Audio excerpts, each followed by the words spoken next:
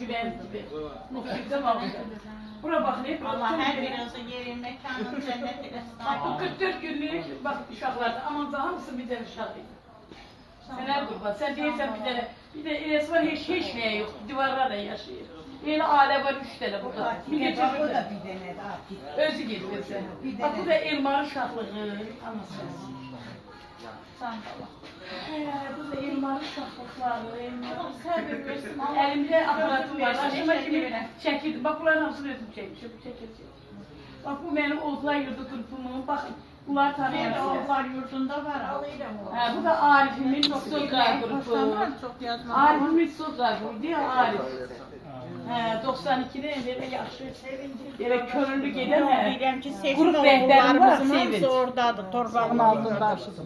Arif'in Sokar grubu var, onun kardeşi Arif. Bu da Elmar geden günü Reşat. Ama geden günü hərbi komiserin evinin hərbi komiserin qabağında çekilir. Geden günü. Gəncədə da. Hə. Reşat Gəncədə. Ve Yılmaz'dan ne diyeyim?